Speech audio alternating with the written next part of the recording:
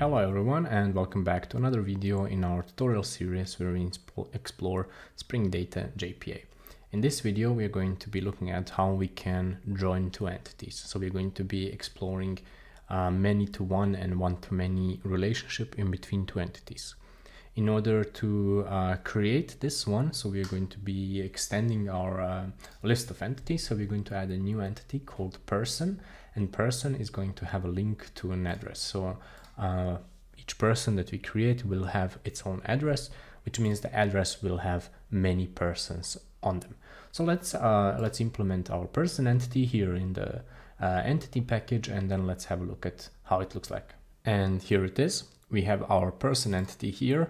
It extends our named entity, which then in turn extends the distributed entity, so same as for the address. It has one additional property called phone number, which is just of type string, so nothing special here, and it's nullable, so it can be null. And it also has a relationship to an address entity. So this is our address. It has ManyToOne annotation here, and it also has this join column where we define the primary key. So we can name this whatever we want. I named it primary keys underscore address. And the address itself now should have a relationship back. So it should have this direction opposite of the one that we just created. So it should have one-to-many relationship. So if we open up our address entity, you can see that it's empty. And here basically we want to create a list of persons because our address can have many persons assigned to itself. So let me create that, then we can have a look at how it looks like. Here it is. I must say this is optional, so if we don't want to do this, we would not have to, but it's a common practice to implement this kind of relationship in the other way around to the one that we just added. The important thing is when adding this one, you should add the mapped by property, and you should specify what's the property that it's mapped by, and in our case it's address, and we know that because in the person we have named this address. Okay, now the next thing we want to do is we want to create our person repository.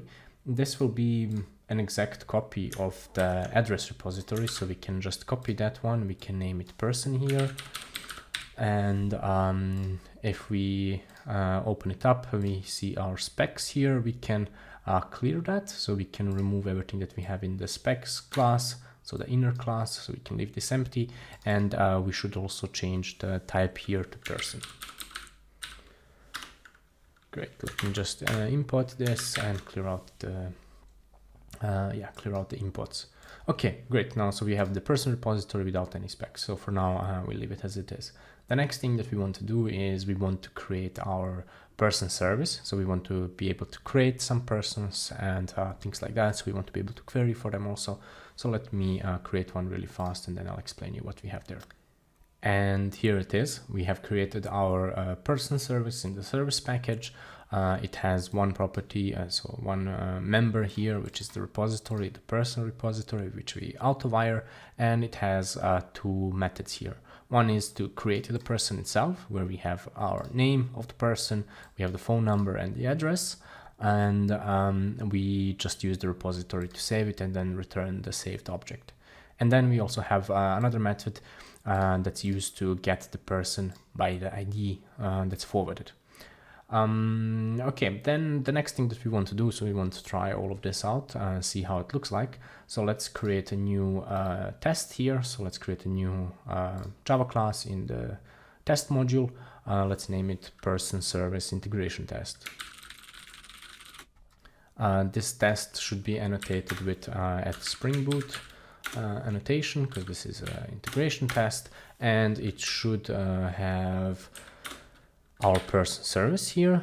So person service, let's name it just service. So we are going to be auto-wiring this. So here in the integration tests, we use the field injection opposite to the here constructor injection. Okay, let me close all of this. So we have our person service. We'll also need an address service in order to create the address itself. So let's auto-wire that immediately. So private address service, let's name it address service, And then let's create one test method, and let's name it test create person. Okay, so let's see how we can create one single person. So we can call service.create person, and here we need to provide a couple of things. We need to provide the name, the phone number, and the address. The name, let's say James. Let's give it some phone number, and for the address itself, let's set it to null for now. And this should return us an object, so this should return us a person that it has been created. So let's make that final, and let's just style this a bit so that it looks a bit nicer for us. And let's do some assertions. Let's assert that this is not null. Assertions.assert. Oh, okay, I think I imported the wrong library here. And that James is not null. Perfect. So here we are just verifying that the object that has been returned is not null, so that we can actually that we have actually created it. And let's immediately test our other method that we have. So service get by ID, and then we go James.getID. So here we are going to verify that ID, so that we can find this object by the ID, so that our method here works. So let's also make this final, and let me just copy this line here, and let's put it here so that we verify that it's not null. Okay, now let's run this test and see what we get. So we should be able to see some queries which are executed, and the test should be green, which is great. So let's have a look at what we have here. So we have, so starting from here, insert into, so we are inserting into the person some values. It has been created, and then we have one select. So basically this is our find by ID, and you can see that we are also doing a left join on address. So we are selecting also the address that has been created, and this is our condition. So where person ID equals to the parameter that we passed. So basically that would be this method here. Okay, now let's say we want to add the address itself. Let's do that. Let's use address service to create some address. Let's put some name, and let's name it just address, doesn't really matter. And then let's use that one here. So if we run our test, everything should still pass. But now here, let's say when we fetch our person, so James by ID, let's extracting, actually it's person get address. Can I extracting address get ID? So let's see if this works. I'm not really sure about it. So let's get the name of the address is equal to, and then address get name. So even what we are trying to verify here is that the address here is the same one, so that it's actually returned when we find our person by the ID. So let's run the test again, and let's see if it passes. If it doesn't, then we'll just investigate what happens. But we are so good that the test automatically passes. And yeah, so as you can see, that works. It's really nice. But what should happen if we actually do not want to get the address itself? So if I would say here, let's just revert this. If I would say, okay, for now I just want to fetch the person. I am not interested in the address. I want to verify that this one, let's extracting person get phone number is equal to James get phone number. So I'm just interested in the phone number of the person. I don't actually need the address. What happens here, when we make this request, we would still select the address. So now if you think about your application performance and things like that, you might run into some issues because you're selecting things that you don't actually use. You don't need that. The way we can combat that, how we can change that, if we jump to the person entity, we go to this ManyToOne annotation. Here we have some properties, and one of them is called fetch. And here you can define a type. You can say fetch type eager or fetch type lazy.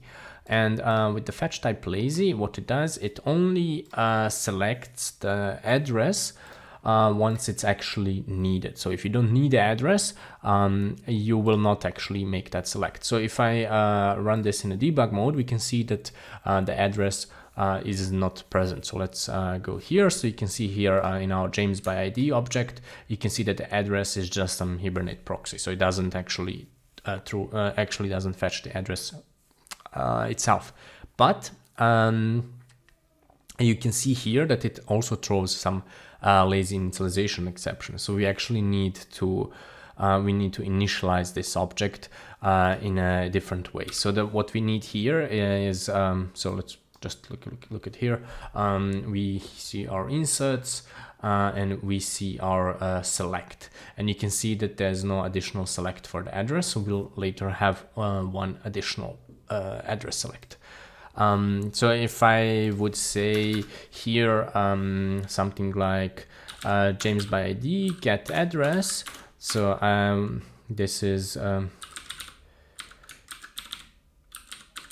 James address, and I want to assert that James address is not null, and extracting address actually get name is equal to address get name. So I want to verify that this is the exact name of the address. If I would call this, if I'm correct, this will fail. So let's run it. This will fail because it doesn't have a session to when fetching the address itself. So we should actually get an exception like that. Yeah, no session, lazy initialization exception, could not initialize proxy, blah blah. If you were fetching just the ID, that would actually work. But let's see if I switch to the eager fetch type and run my test again. This should pass because when we're fetching eagerly, we immediately fetch the address and it's already initialized. You can see the test passes now without any issues, and you can see the left join and the address has been added. But we do not want that. We want to fetch it lazy. And how we can then fetch the address? How can I verify that this address actually works? The way we do that is we add our entity manager, and using the entity manager, we can find that. So let me add it, and then I will explain you what we had there. And here it is. So it's actually just a simple add. We have our persistent context annotation, and we have our entity manager class here. Now, using the entity manager, what we can do is we can fetch the address itself. The way we do that is we remove this part and we say entity manager.find, and then we say address.class, and now we have to give the ID of the address that we're finding. So we'll go James by ID, get address, get ID. Then we make this final. So doesn't really have to do anything with the entity manager. I just wanted to make it final. And then we run our test, and now it should pass. So let's see what we have here. So you can see our test has passed. Let's look at what kind of things we had here. So we had one insert into address, so to create the address. We have one insert to the person to create the person itself. Then we have one select on the person. As you can see, no join here. So the address wasn't selected until we actually needed it. So when we needed the address, then it was selected. That's how this lazy fetching works.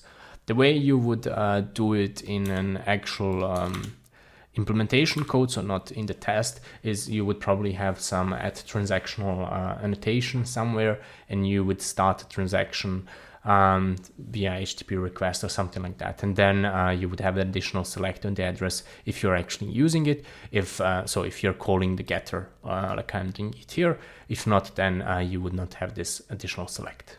Okay, that would be everything for this tutorial. Hopefully it was clear and you guys were able to follow along.